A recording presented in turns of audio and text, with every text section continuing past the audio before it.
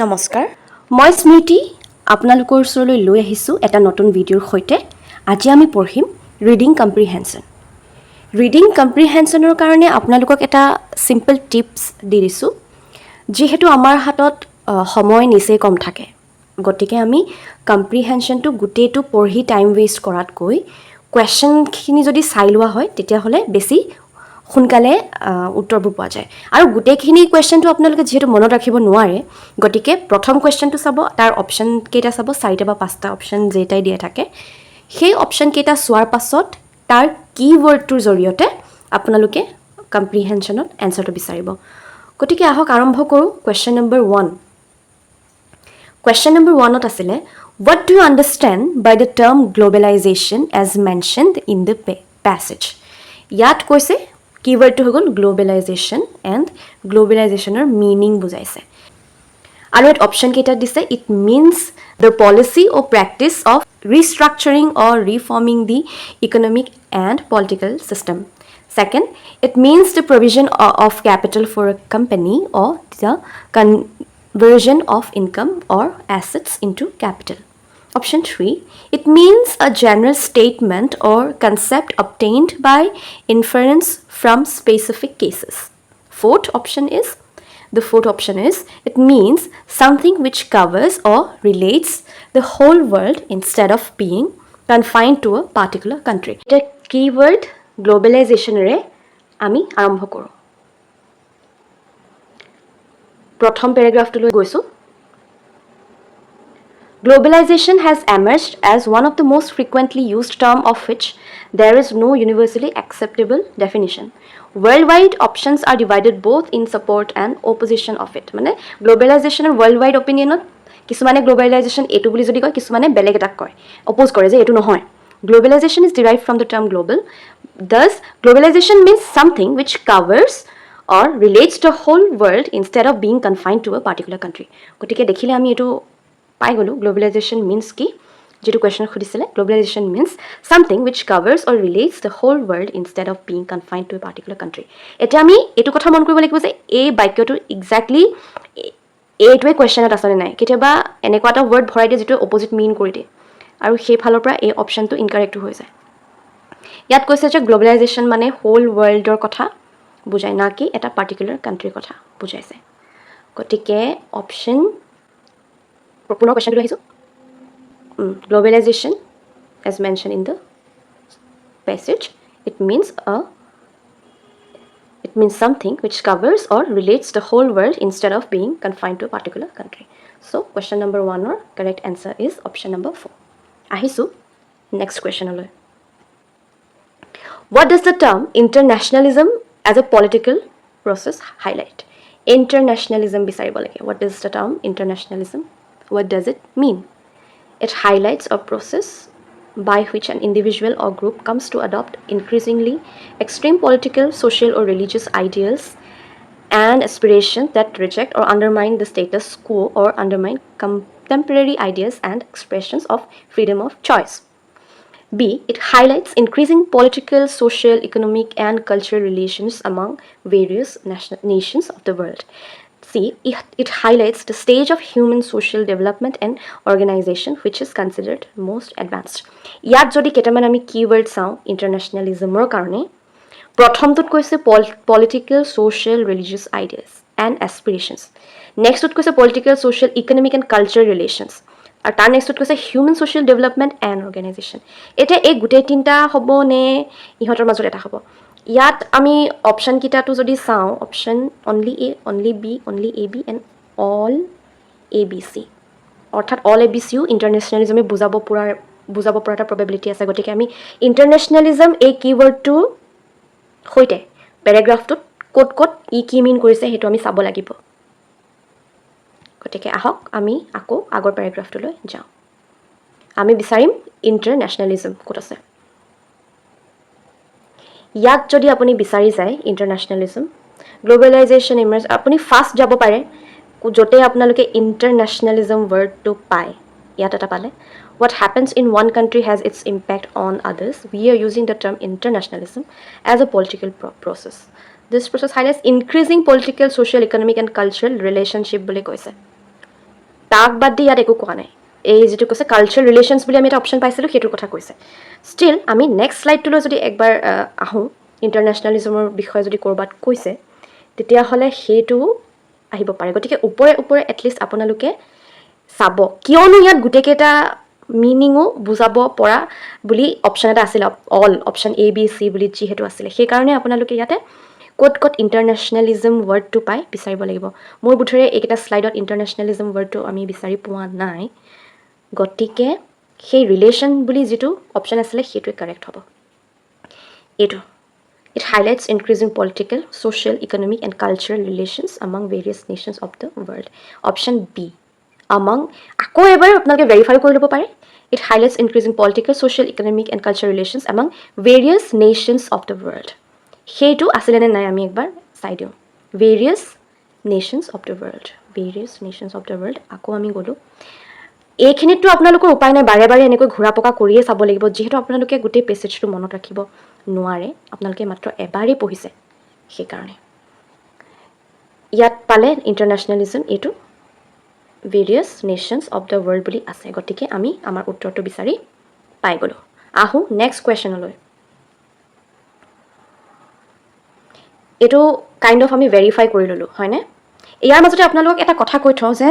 আপোনালোকক কেতিয়াবা এই পেছেজৰ মাজতে যিখিনি কুৱেশ্যনছ দিব 4-5টা বা যিমানটাই কুৱেশ্যনছ দিয়ে তাৰ ভিতৰত কেতিয়াবা এটা ৱৰ্ড দিব তাৰ চিননিম বা এণ্টনিমো সুধিব পাৰে বা ষ্টেটমেণ্ট এটা দিব এইটো ট্ৰু ফল্ছ আপোনালোকে জাজমেণ্ট দিব লাগে এনেকুৱা ধৰণৰ কুৱেশ্যনছ থাকে আহিছোঁ কুৱেশ্যন নম্বৰ 3 লৈ which of the following statements is or are true according to the passage তলৰ ষ্টেটমেণ্ট কেইটাৰ কোনটো ট্ৰু হয় ইয়াত আমি যদি চাওঁ তলত আপোনালোকে চাব এই 4 নম্বৰটোত all A B C D বুলিও এটা অপশ্যন আছে তাৰমানে ওপৰটো যদি আমি ট্ৰু বুলি পালোঁ আমি তলৰ কেইটা নাচাই অনলি এইটো শুদ্ধ বুলি ৰৈ দিলে নহ'ব যিহেতু এইটো অপশ্যন আছে গতিকে আমি গোটেই চাৰিওটাৰে ষ্টেটমেণ্টৰে কোনটো ট্ৰু কোনটো ফল্ছ এইটো আমি চাবই লাগিব আমি কিৱৰ্ড কেইটা চাই লওঁ sovereignty and globalization then nations socialistic economic system এইটো আমি আৰম্ভ কৰিম sovereignty পৰা statement to silo the sovereignty of the state is challenged with the emergence of non-governmental power players in the world order sovereignty emergence of non-governmental power players in the world order ekhini hoy goise keyword ahu slide to passage to jodi ahu ami sovereignty word to bisarim first paragraph jodi sao sovereignty word to one ahilo next slide loy eto the 3 number line the sovereignty of the state is challenged with the emergence of non-governmental power players in the world order non-governmental power boli hoise yes so ami dekhilu je etu non-governmental boli ase gotike it is correct ahu ami second statement to loi globalization is not an event boli hoise ha rather it is a process which originated with the কিহৰ লগত originated হৈছিল liberalization and privatization of what economic sectors আহো আমি এটা passage লৈ sovereignty যেটো আমি তাতে পাইছিলো ইয়াৰ তলতে হয়তো থাকিব ইয়া আমি sovereignty তলতে পাই গৈছো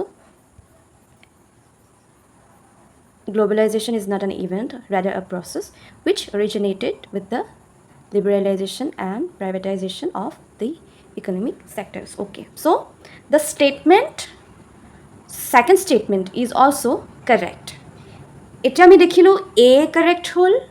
আৰু not only a b O correct হল গতিকে আমি দেখিলো যে এই অপশ্যন 1 আৰু 2 এই দুটাই আমাৰ হাতৰ পৰা গুছি যাব ইহত কাৰেক্ট আনসাৰ নহব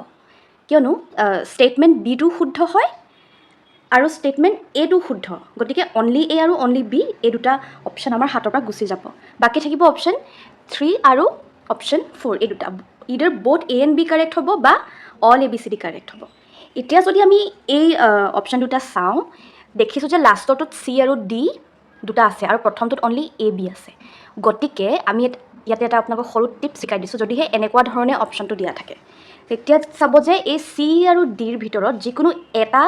ষ্টেটমেন্ট আপুনি ভেৰিফাই কৰিলে হ'ব যদি অপশ্যন c টো কাৰেক্ট হৈ যায় তেতিয়াহলে অটোমেটিক্যালি অপশ্যন d টো কাৰেক্ট হ'ব কিয়নো এই তলৰটোত চাওক c বুলি যদি আছে লগতে d টো আছে c টো অকলে কোনো এটা অপশ্যনত c টো অকলে যেহেতু নাই মই এবাৰ আপোনালোকক ইৰেজ কৰি দেখাই দিছো যদিহে এই চি ষ্টেটমেণ্ট চি আৰু ষ্টেটমেণ্ট ডিৰ যিকোনো এটা কাৰেক্ট হৈ যায় তেতিয়াহ'লে আমি ডাইৰেক্ট এই অপশ্যন 4টো আমাৰ ৰাইট এনচাৰ বা শুদ্ধ বুলি আমি গম পাই যাম আৰু যদিহে চি বা ডি যিকোনো এটা চালোঁ আৰু তাৰে এটা যদি আমি ষ্টেটমেণ্ট ভুল বুলি পাওঁ ধৰক চিটো ভুল হ'ল তেতিয়াহ'লে আল্টিমেটলি ব'থ এ এণ্ড বিটোহে কাৰেক্ট হৈ যাব ইয়াত আমি অপশ্যন ডিটোৰ পৰা আৰম্ভ কৰোঁ ইয়াত নেশ্যনছৰ কথা কৈছে কিৱৰ্ড হৈ গ'ল আৰু কৈছে যে having socialistic economic system and mixed economy that failed to achieve targeted economic growth. অৰ্থাৎ আমি কিৱৰ্ডছ কেইটা চাব লাগিব নেশ্যন ছ'চিয়েলিষ্টিক ইকনমিক ছিষ্টেম আৰু মিক্সড ইকনমি আৰু এইকেইটাই কি কৰিলে টাৰ্গেটটো ইকনমিক গ্ৰ'থৰ টাৰ্গেটটো এচিভ কৰাত ফেইল কৰি দিলে okay so' let's search these keywords ইয়াতে বিচাৰিলোঁ আমি এইটো পাই গ'লোঁ nations having socialistic economic system and mixed economy failed to achieve targeted economic growth গতিকে পাই গ'লোঁ যে অপশ্যন ডিটো কাৰেক্ট ষ্টেটমেণ্ট হয় তাৰমানে আল্টিমেটলি চিটো কাৰেক্টেই হ'ব আৰু অপশ্যন 4টোৱে হৈ যাব আমাৰ কাৰেক্ট এনচাৰ ইয়াত অপশ্যন 4 আমি ওপৰটোলৈ নগ'লেও আমি চিটো নাচালেও হ'ব আৰু অপশ্যন 3টোৰ কথা আমি নাভাবিলেও হ'ব option 4 will be our answer for the question number 3 আহোঁ কুৱেশ্যন নম্বৰ 4লৈ What did the government do to overcome the situation as per the given passage? To overcome the situation, what did then government do? সেই সময় গভৰ্ণমেণ্টে সেই ছিটুৱেশ্যনটো অভাৰকাম কৰিবলৈ কি কৰিছিল চ' কিবা এটা ছিটুৱেশ্যনৰ কথা কৈছিল তাত গভৰ্ণমেণ্টে কি কৰিছিল সেইটো ক'ব বিচাৰিব লাগে চ' আমি যাওঁ কিৱৰ্ড গভৰ্ণমেণ্টলৈ দেন চাম সেই ছিটুৱেশ্যনৰ কথা ক'ত কোৱা গৈছে ত' গভৰ্ণমেণ্ট দেন আমি ছিটুৱেশ্যন ৱৰ্ডটো চাম ইয়াত যদি চাওঁ কিৱৰ্ডত গভৰ্ণমেণ্টটো পাইছেনে আপোনালোকে ওপৰে পৰা চাই যাওঁ ইয়াতে গ্ল'বেলাইজেশ্যন আছে ইণ্টিগ্ৰেশ্যন নেশ্যনছ ইকনমি আছে বাট গভৰ্ণমেণ্টৰ কথা নাই এই শ্লাইডটোত যদি চাই sovereignty state of the challenge with the image of non governmental বুলি আছে বাট গভৰ্ণমেণ্টেল বুলি নাই it aims to establishment of borders nations have নেশ্যনৰ কথা চৰি শ্লাইড হৈ গ'ল নেশ্যনৰ কথা কৈছে দেন ইয়াত আমি চাম গভৰ্ণমেণ্ট ৱৰ্ডটো আছে অ'কে আমি ইয়াতে এটা ৱৰ্ড পালোঁ টু অভাৰকাম দ্য ছিটুৱেশ্যন পাই গ'লোঁ Rao government was the then government তাতে দেন বুলি সুধিছে আৰু ইয়াতে সেই দেন গভৰ্ণমেণ্টটো হৈ গৈছে Rao government so' what did the Rao government do they it adopted the new economic policy of liberalization and privatizement মনত ৰাখিব new economic policy of liberalization and privatizement এইটো য'ত আছে সেইটোৱে হৈ গ'ল আমাৰ কাৰেক্ট এনচাৰ চ' আমি এতিয়া আকৌ আহিলোঁ কুৱেশ্যনছখিনিলৈ কোনটো অপশ্যনত আছে এইটো আছে option number 8 adopted a new economic policy of liberalization and privatizement so the option A only A this is the correct answer option number 1 আমি আহোঁ next questionলৈ which of the following statement are not true in context of the passage তলৰ কিটা চাৰিটা দিছে তাৰে তিনিটা true আৰু এটা ফলছ হয় এতিয়া ইয়াৰ কাৰণে আমি কিৱৰ্ডছ চাই গোটেইকেইটাই চাব লাগিব India became independent as one of the poorest countries of the world আমি যিহেতু দেখিছোঁ এইটো হৈছে আমাৰ লাষ্ট কুৱেশ্যন গতিকে এইটো আপোনালোকে গেছ কৰিব পাৰে যে শ্লাইডৰ গোটেই পেছেজটোৰ শেষৰ ফালে অপশ্যনছবোৰ বেছিকৈ থাকিব কাৰণ আমি ক্ৰমান্বয়ে আহিছোঁ কেতিয়াবা কি হয় প্ৰথমকেইটা ক্ৰমান্বয়ে আহে আৰু পিছৰকেইটা খেলি মেলি কৰে আৰু তথাপিও যিমান যি নহ'লেও এই লাষ্টৰ কুৱেশ্যনটোৰ কাৰণে এটলিষ্ট তলৰ ফাললৈ এনচাৰ থাকিব তাৰপিছত পুনৰ ওপৰলৈ অপশ্যনকেইটা যাব পাৰে প্ৰথমটো হৈছে India became independent as one of the poorest countries of the world আমি পেছেজটো যদি চাওঁ